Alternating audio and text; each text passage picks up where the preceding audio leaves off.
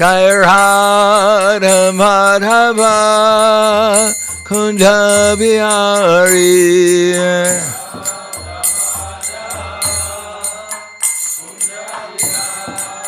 Jai Radha Madhava Kunja Bihari.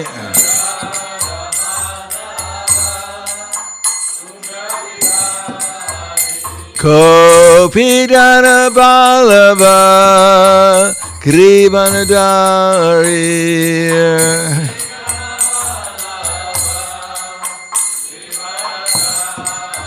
Gopi Jana Ballabha Krivanadari.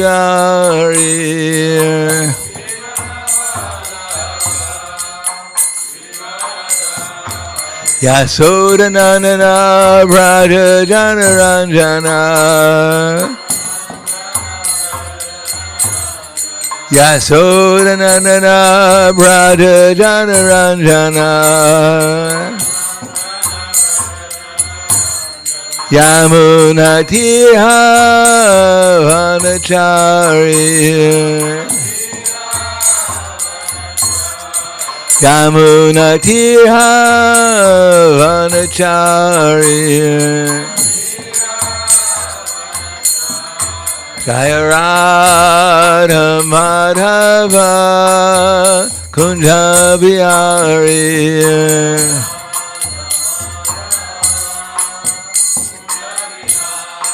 Jaya Radha Madhava Kunja Bihari.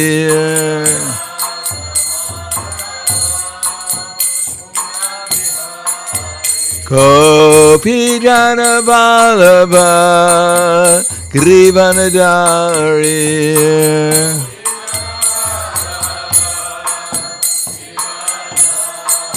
Gopi Jana Ballabha Krivanadari.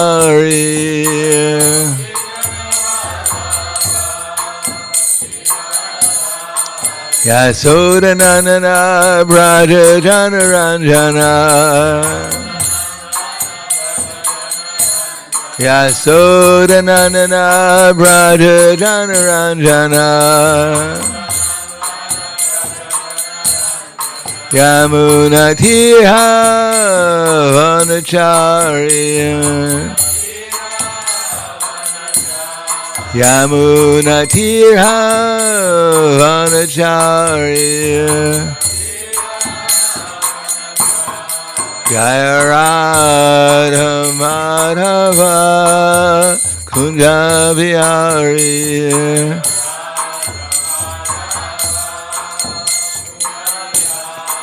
Jaya Radha Madhava Kunja Bihari.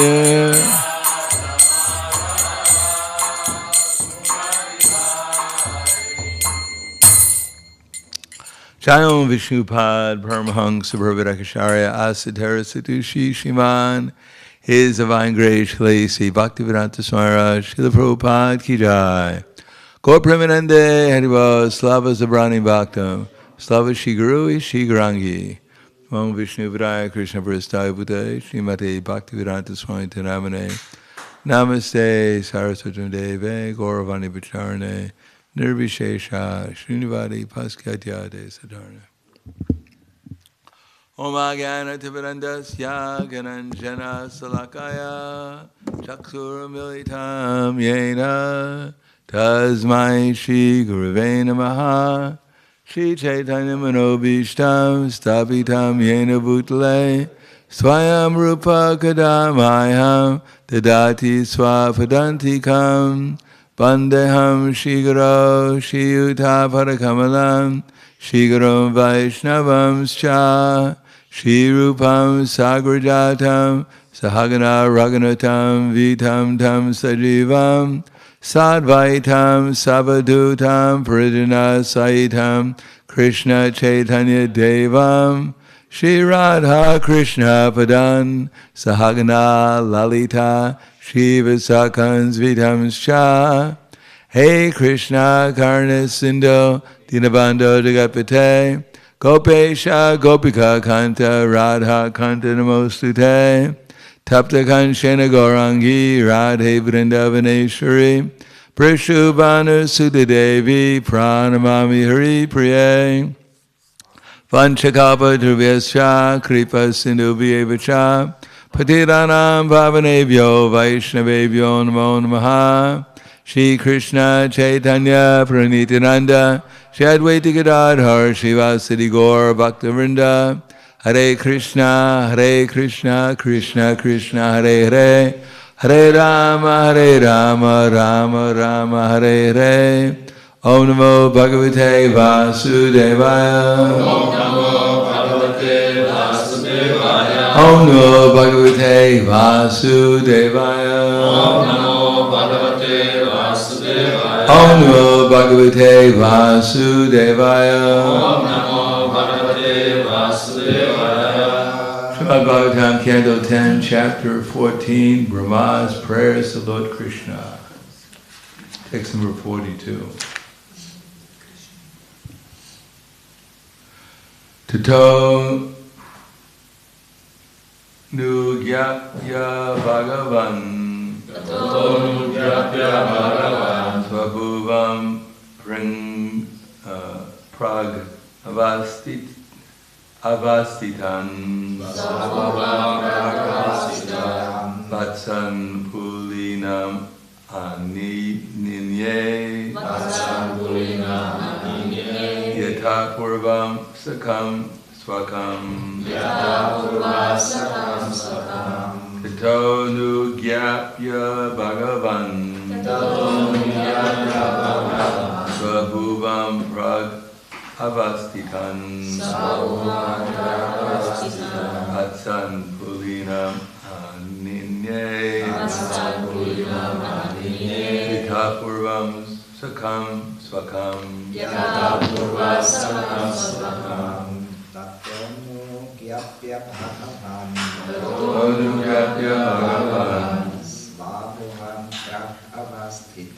Svabhuvam Pragavastitam Vatsan Pulinam Aninye Yatha Purva Sakam Swakam Tato Nugyapya Bhagavan Svabhuvam Pragavastitam Vatsan Pulinam Aninye Yatha Purva Sakam Swakam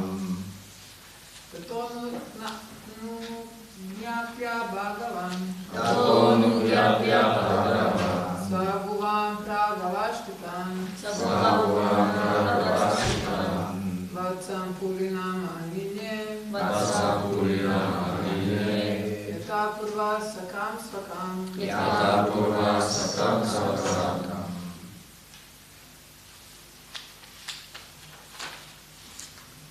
Tita then Anugyapya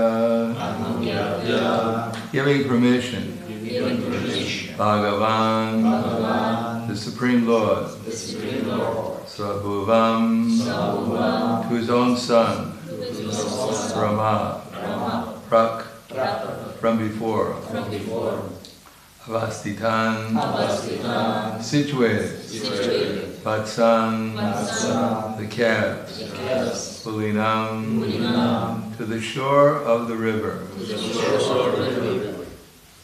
Aninye he brought Yatha Purva just as before Sakam where the friends were present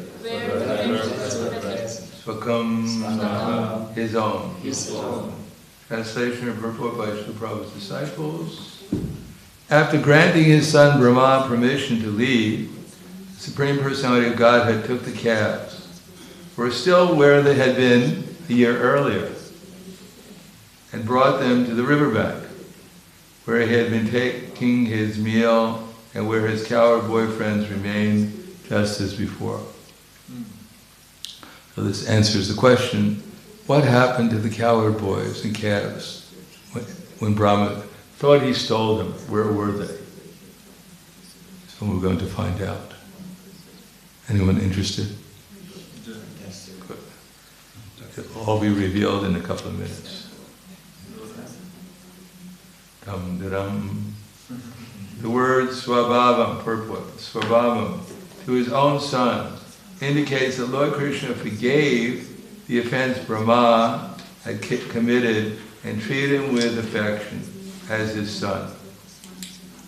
It is stated in this verse that the original cowherd boyfriends and calves were situated just as before, near the bank of the Jamuna river and in the forest respectively.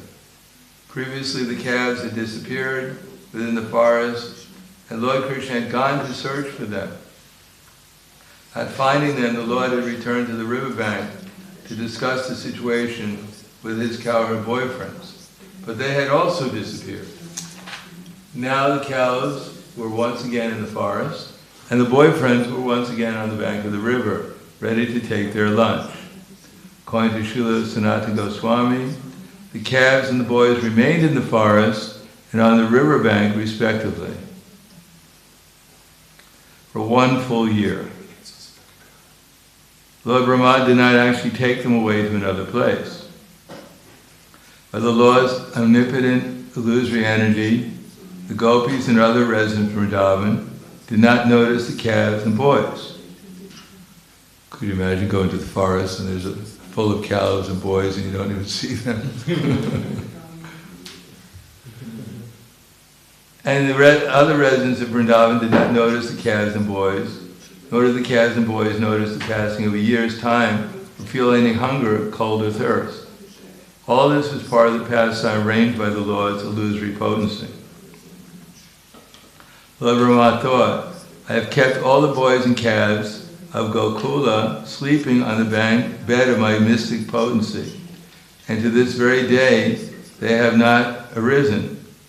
A similar number of boys and calves have been playing with Krishna for 1 whole year, yet they are different from the ones illusioned by my mystic potency. Where are they? Where did they come from? Nothing is invisible to the Supreme Lord.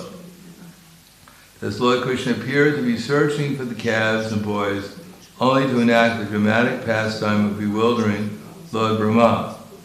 After Brahma surrendered and offered prayers, Lord Krishna returned to the original boys and calves, who appeared exactly as before, although their size had somewhat increased because of 1 year's growth. According to Srila Vishwanath Chakravarti Thakur, since Lord Krishna was playing exactly like an innocent young cowherd boy in Vrindavan, after four-headed Brahma offered his prayers, the Lord maintained his role as a young cowherd boy, and thus remained silent before Brahma. Krishna's silence indicates the following thoughts. Where did this four-headed Brahma come from? What is he doing? What are these words he keeps on speaking? I'm busy looking for my calves, and I'm just a cowherd boy, and do not understand all this. Lord Brahma had considered Lord Krishna as an ordinary cowherd boy, and had treated him as such. After accepting Brahma's prayers, Krishna continued to play as a cowherd boy, and thus did not answer the four-headed Brahma. Rather, Krishna was more interested in rejoining his cowherd boyfriends for the picnic lunch on the bank of the Jamuna river. So the translation again. After granting his son Brahma permission to leave, the Supreme Personality of Godhead took the calves, who were still where they had been a year earlier, and brought them to the riverbank, where they had been taking his meal, and where his cowherd boyfriends remained just as before. So here, the inconceivable pastimes of Krishna going on. That is, that Krishna, he's everywhere as Paramatma, and yet he's completely undisturbed by what he sees, which means that he sees everything as it actually is, and therefore he's not disturbed by it. Because we don't see things as they are, therefore we're disturbed by everything. So that's a product of being under the illusory energy, is to be disturbed. And the result of not being under the illusory energy is that there's no disturbance. And the example is always given that if you see a snake, if you see a rope and you think it's a snake, then you're disturbed. When you realize it's just a rope, then all the disturbance goes away. So we're imagining that we're gaining something, or we can lose something here, some problems going on. We're imagining so many things. And at the same time, we consider Krishna as an ordinary personality. We don't realize that he can do so many things. And we can do similar things also when we become liberated. And even now, for instance, Krishna's looking for his cows and cowherd boys, and he's completely in that mood. Just like here externally we may be acting in a certain way, and internally we may be in a completely different mood from what we've seen. Or, so, similarly Krishna can be in a mood of just being a cowherd boy, and at the same time he understands that he's more than that, but it doesn't interfere with his mood of being a cowherd boy. He can be knowing everything, at the same time be completely absorbed in the mood of a cowherd boy. And at the same time, by the mystic power of Krishna, he can expand himself into all the cowherd boys and the calves. Now why did he do that if the cowherd boys and calves weren't taken away by Brahma? What did he gain by that? Does anyone know? Why did he do that? Why didn't he just let Brahma take away illusory cowherd boys and calves and hide them in a cave, and then allow the cowherd boys and the calves to continue on as they were doing before? Because after all, Krishna expanded himself as the cowherd boys and the calves, so what was the difference? Why did he do it? To enjoy with residents a relationship with cows and the parents of cowboys. Yes. Krishna wanted to give the cowherd ladies in Vrindavan an opportunity to have his personal association as their son. Because after all, not only Mother Jasoda and Nanda Maharaj are in the mood of Vatsalya Rasa, but all the elderly cowherd ladies in Vrindavan and cowherd men, they're all in the mood of Vatsalya Rasa. Similarly, the cows are in the mood of Vatsalya Rasa in Vrindavan. Therefore, everything that they were doing throughout their lives is simply in that mood. Apparently, they were making yogurt and butter and ghee for their personal households. But actually, they were making butter, ghee, and yogurt and everything else just for Krishna's enjoyment. So they were always waiting for Krishna to come and steal it. Because if they all showed up at Mother Jasoda's house with ghee and yogurt and butter and milk for Krishna, it would be a little strange. Because he's just a coward, supposed to be just a cowherd boy. So the background is, the Krishna as a cowherd boy has to be maintained in Vrindavan. And therefore, everyone loves him, but as a cowherd boy. And they love Krishna more than anyone else. Not because it's an official position Krishna has, it's because Krishna is full of sweetness. If you have some subject which you like a lot, no one has to tell you exactly what's in it. Although they may inquire, so you get some more of it. But you like it so much, you accept it as it is. So Krishna's sweetness, part of it the original sweetness is the Adi Purusha, the original person. That's what he is. He has simply affection for himself and for everyone else. But he has more affection for his energies than he has for himself.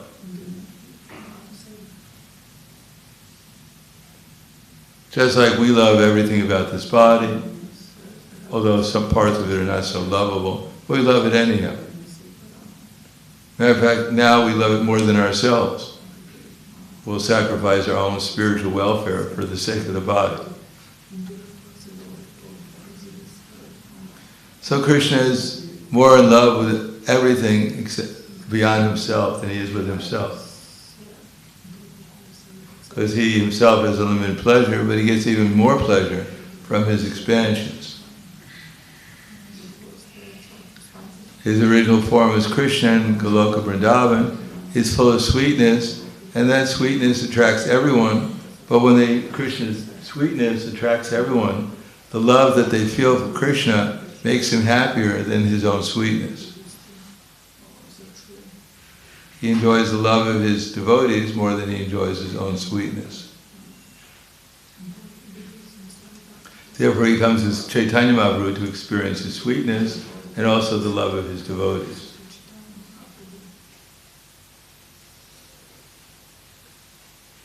Krishna had this pastime not by accident, because he's in Brahma's heart. It wasn't that Brahma got some strange idea one day, let me go and steal everything in Vrindavan, I can't. No, Krishna told him to do it in order to enact his pastime. Of course, it's all spontaneous and perfectly arranged.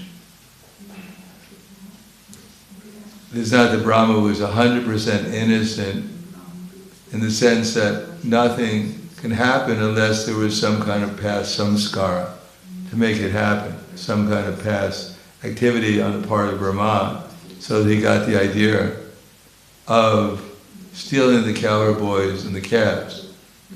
But Krishna makes sure that in every part of the position of Brahma, at least in one day of Brahma, is he has that propensity to steal or to test Krishna when he comes. After all, Brahma is the head of the universe, and when all the demigods were glorifying cowherd boy, he became a little curious. He was thinking, I get glorification sometimes on Brahmaloka, but it's not so enthusiastic as they're glorifying this cowherd boy. So who is this cowherd boy?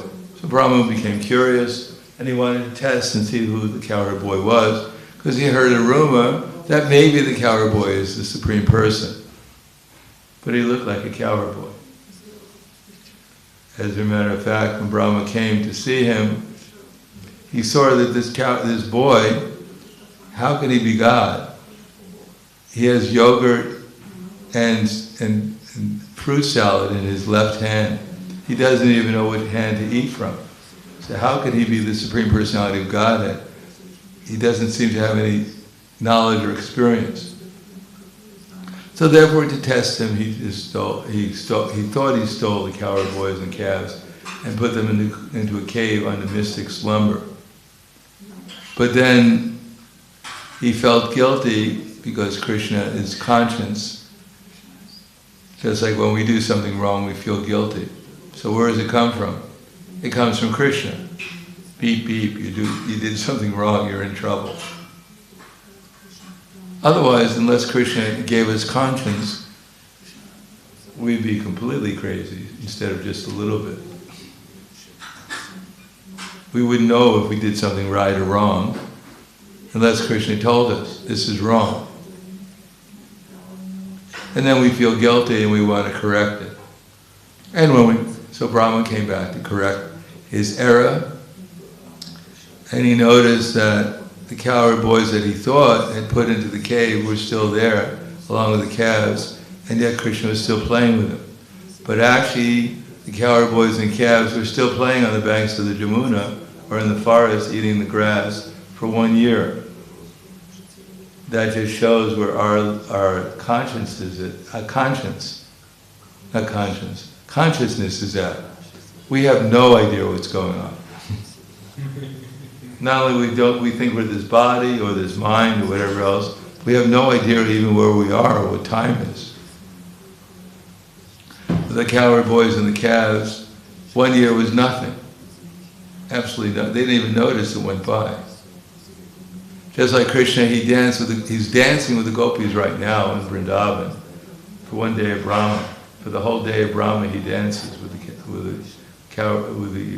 the gopis in Vrindavan.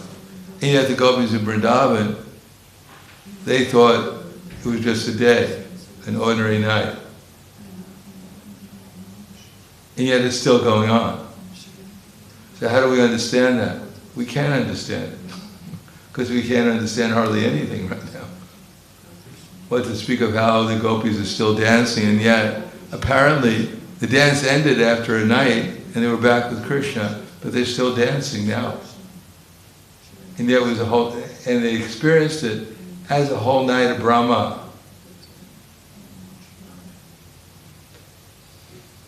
In other words, although they thought it passed very quickly, but they got the opportunity to associate with Krishna for a whole night. And when after the night was over, they came back to Krishna's pastimes, and yet the night that they had experienced is still going on. So that's called achintya. So similarly, it's all achintya. But because we take everything for granted as something ordinary, we're stuck in this mundane 3 modes of material nature, perceiving everything according to the modes we're under, thinking it's reality. But it's a part of reality, but a very, very tiny part of reality. And therefore, to try to understand what's going on in Krishna Lila is like a little ant trying to figure out what's going on the roof. He can't understand very much about what's going on the roof. He's lucky to understand there might be a roof. So similarly, when we're reading these pastimes, a little bit of awe and reverence has to be there, a little bit of humility, and that humility usually begins with understanding that we're not this body. Otherwise, we can jump to the conclusion that this is too strange, it's not possible, or whatever.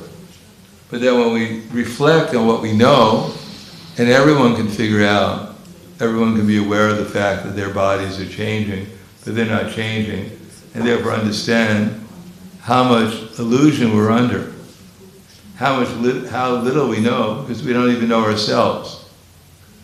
If someone can claim they know so much, but they don't know who they are, obviously they don't know very much. Because it's quite important to know who you are. Otherwise, unless we have a real reference to our real identity, we can't understand anything else what's going on.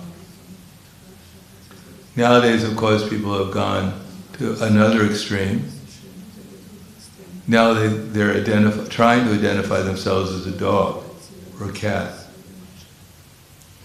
buying very expensive uniforms to be a dog, and then going to the park and playing with the other dogs. So people become so delusional that they can't even identify themselves anymore with the body that they're in. They have to identify themselves with a body they don't even have. What to speak of their actual identities as a spiritual being? When we read these pastimes, we should have that kind of perspective on things, that there's so much to experience in the future if we become serious about Krishna consciousness.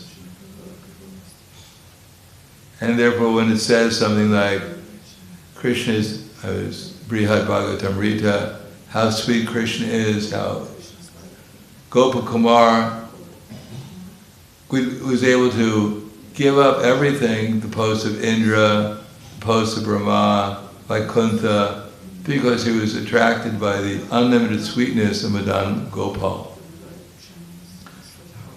If we're fortunate enough to experience even a little fraction of a drop of the sweetness of Madan Gopal, then we'll be able to understand what he's talking about in the Brihad Bhagavatamrita, and why Gopakumara was impelled to go from one place in the material universe to different places in the spiritual universe, because he couldn't give up the idea of having a relationship with Madan and Gopal.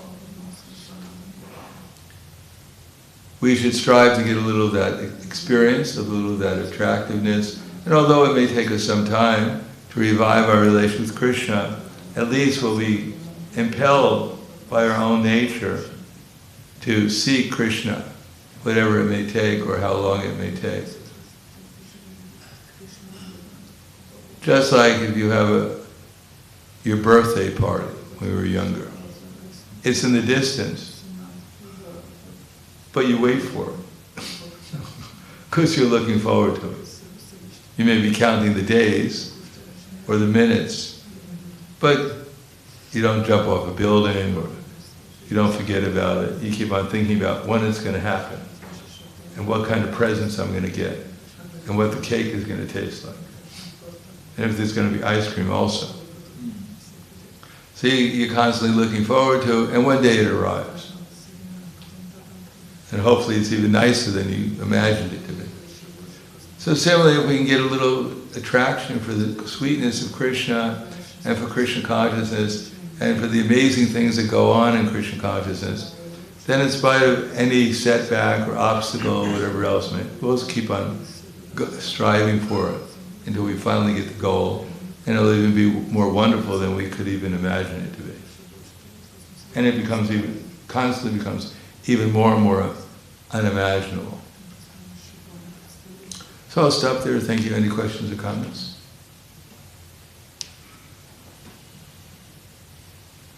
Yes.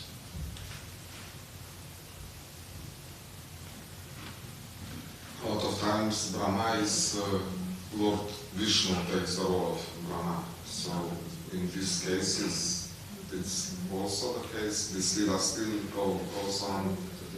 In that case, he steals.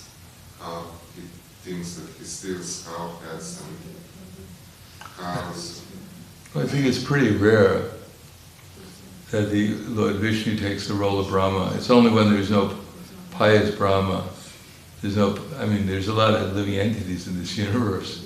So you would imagine someone may have, to get the post of Brahma, you have to perfectly perform an ashram for 100 lifetimes. So out of the trillions and hundreds of billions and quadrillions of living entities, someone usually does that. But just in case someone is not on the platform, then Vishnu may take that position. But then it's the Brahmas our Brahma certainly wasn't like that. He's not an expansion of Krishna. He's not Krishna. Although in one sense Brahma has to act practically like Krishna anyhow. He has to practically be on the platform, at least liberation. But our Brahma didn't, because otherwise he wouldn't have enacted this pastime. He had to come back as Haridas Thakur and chant the holy name, become purified of his offense, and then he went back as Brahma again, as a pure devotee. So the Brahma doesn't even have to be Brahma could be a Karmi Brahma, it could be a Jnani Brahma, and he could be a Bhakta Brahma. So he doesn't have to be on the highest level. He can be a Karmi Brahma, looking for getting fruit of activities, enjoying his post of Brahma. His execution of 100 lifetimes of an ashram could be just to get the post of Brahma and enjoy the post, because it's quite, relatively speaking, it's much more enjoyable than any other position in the material world. If you knew you were going to live for 32,432,000,000 years, you'd be a little relaxed. Each birthday went by, you wouldn't get concerned about it, because our Brahma has 150 trillion years left to live. So. Although he has a few gray hairs, but he's not concerned about it. So. Although he is going to Kamsa's ministers, Brahma is in the forest now meditating because he's afraid that he might die soon. Or you may become a Jnani Brahma, looking for liberation, merging Brahman. And our Brahma was not a pure bhakta before. Now he's a pure bhakta. So we have a good Brahma, head of the universe. You can relax.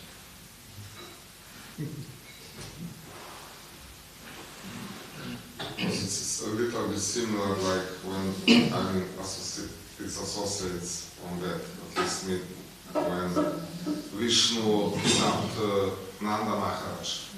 No, so I thought maybe also if Vishnu is Brahma, he can still enact this aspect. Vishnu is Nanda Maharaj? No. This was Varuna, I understand.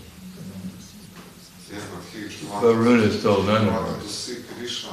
He kidnapped this No, sons of Guru. no, the Varuna's, Nanda Maharaj bathed in the Jamuna at the wrong time. And then Varuna's associates came and arrested him and brought him before Varuna. And then the coward men told Krishna that your father has been arrested by the associates of Varuna. And so Krishna went there to get his father back to Varuna Loka. Yeah, it was another thing. Was it when they went for sons of Brahman, or Mahavishnu stole the sons of Brahma, yeah. of this Brahman. And then Arjuna and Krishna went to Mahavishnu Loka to get them back. Apparently they merged into Brahman or something, into the Brahmajyoti, and then he got them back. But anyhow, Mahavishnu stole them, and then he got them back, the Krishna and Arjuna got them back and brought them back to the Brahman. Yeah, it's post this way. Anything else? Yes.